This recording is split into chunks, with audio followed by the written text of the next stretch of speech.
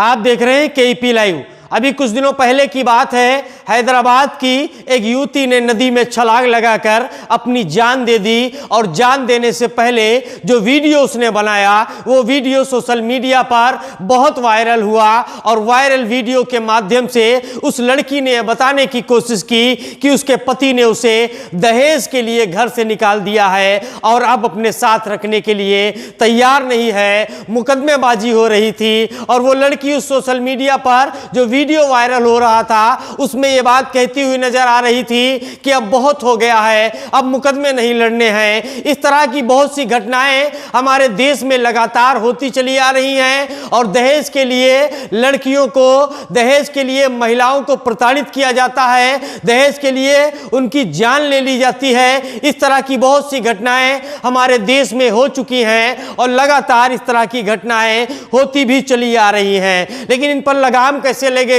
इनको रोका कैसे जाएगा,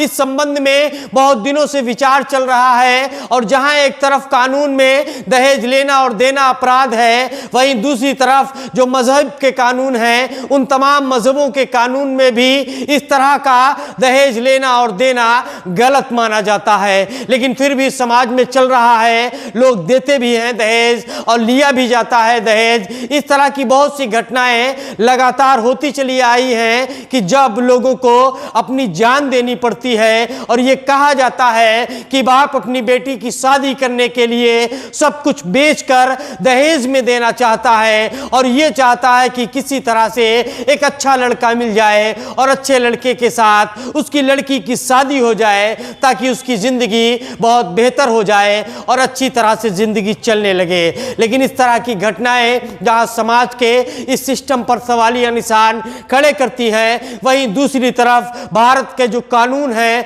उस कानून पर भी सवालिया निशान खड़े होने लगते हैं जब इस तरह की घटनाओं में उन महिलाओं को, उन लड़कियों को समय से न्याय नहीं मिल पाता है। इस संबंध में अगर मजहब की बात करें तो तमाम मजहब के लोग सामने आ चुके हैं और इस तरह के दहेज के लेन देन पर प्रतिबंध की भी बात कर चुके हैं, लेकिन कहीं ना कहीं रुकने का नाम नहीं ले रहा है। लखीमपुर की अब बात करेंगे। लखीमपुर के काजी शहर मौलाना अल्ताफ हुसैन ने एक फतवा जारी किया है और फतवा जारी करके इस तरह के नुमाइशी दहेज की शादियों में लोगों को जाने से रोका है और न सिर्फ लोगों को जाने से रोका है बल्कि ये भी कहा है, उलमाओं से ये अपील की है कि इस तरह की शादियों में निकाह ना पढ़ाया जाए। इस तरह की शादियों में निकाह के लिए अगर बुलाया जाता है तो साफ तौर पर इनकार कर दिया जाए। इस संबंध में एक रिपोर्ट तैयार की गई है, आइए वो रिपोर्ट देखते हैं।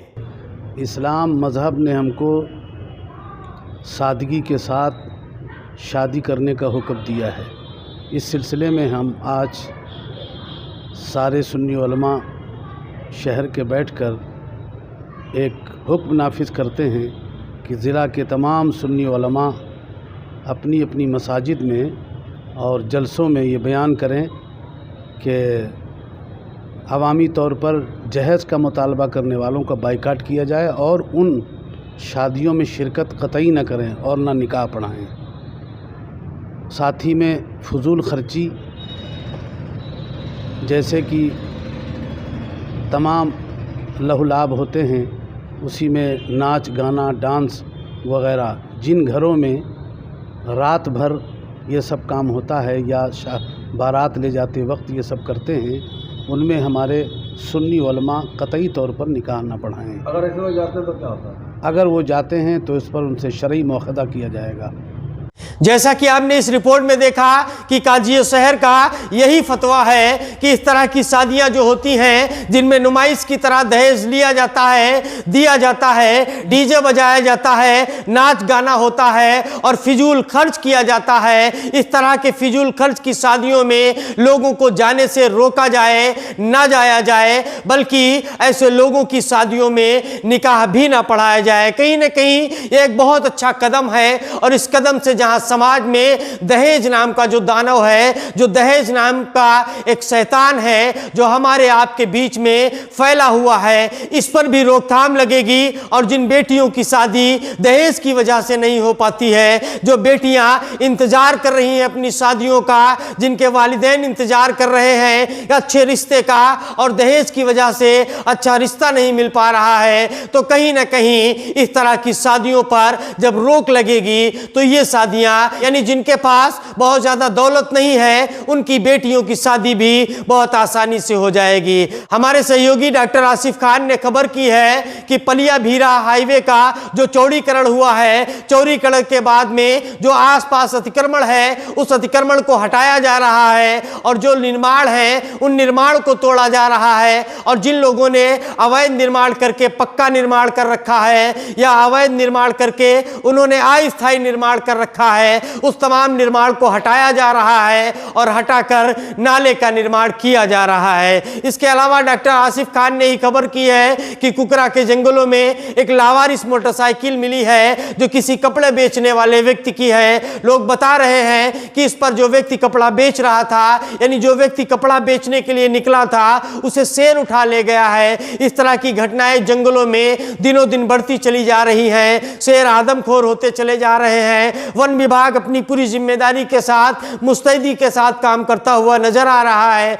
वहीं हमारी आप सब लोगों की ये जिम्मेदारी बनती है कि इस तरह को रास्तों पर जब निकला जाए तो सतर्क रहा जाए और आसपास देखकर ही निकला जाए। हमारे इस वीडियो को ज्यादा से ज्यादा लोगों तक पहुंचाने के लिए शेयर करें, लाइक करें, हमारे चैनल को सब्सक्राइब करें और अपनी कीमती राय कमेंट बॉक्स में देना ना भूलें। बहुत बहुत धन्यवाद।